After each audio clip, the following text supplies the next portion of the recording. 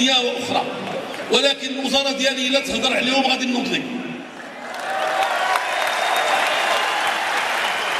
وناض خرج حزب الاستقلال، وكتشوفوني ما كنهضرش على حزب الاستقلال، كنهضر غير على شباب، لان حزب الاستقلال صديق ديالنا وغيبقى صديق ديالنا.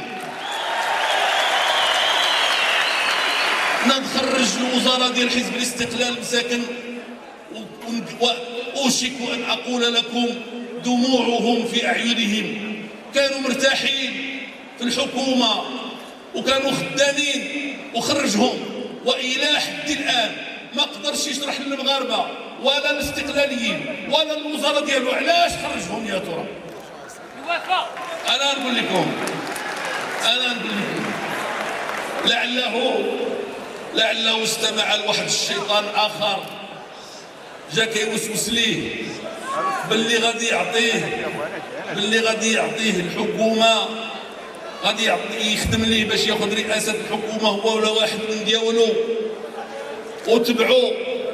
وكانت النتيجه هذه 3 سنوات، 2013 2014 سنتين ونصف، وهو في الذل والهوان، وان شاء الله الرحمن الرحيم من هزيمه الى اخرى وسترون ان شاء الله.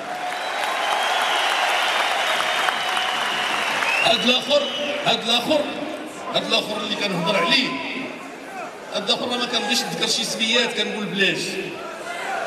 هاد الاخر اللي كنهضر عليه، واصبروا شويه الا بغيتو تسمعوا شويه الناس. انا عرفتكم الحمد لله متفقين معايا، ولكن دابا تصنتوا لي انا. هاد الاخر كان مخبي، ما كيحتاج شي بان، غير بالتليفونات كيسير اجي انت سير تما، انت سير تما، دير هذه الى اخره. الناس مخلوعين ومفزوعين. حنايا قلنا لا، ما غنخافوش منه، غنتوكلوا على الله وغنوقفوا في وجههم. وقفنا في وجههم 2008 2009 2010 2011 حتى جا الربيع العربي وهو يهرب ومشى لفرنسا وبدا كيشير من تما. وملي جا بدا كيطلب اللقاء معايا باش يشوف القضيه واش بارده شي شويش. ولكن ملي جا الربيع العربي وتكشف على حقيقته، الشعب اعطى درس للرموز ديال الفساد اللي كنا كنتكلموا عليهم، وللرموز ديال التحكم اللي كيحقروا المغاربه كيحقروهم. وعطى العداله والتنميه 107 ديال المقاعد في البرلمان. باش جات هذه الحكومه اللي كتشوفوها وتشوفكم، تعرفوها وتعرفكم، كتثقوا فيها وتثق فيكم، كتقبلوا منها القرارات الصعيبه.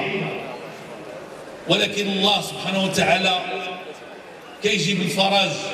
زدنا في الثمن ديال ليسونس، الله سبحانه وتعالى هبط البترول من 112 و 13 دولار للبرميل، اليوم حوالي 40 دولار للبرميل. اللهم لك الحمد.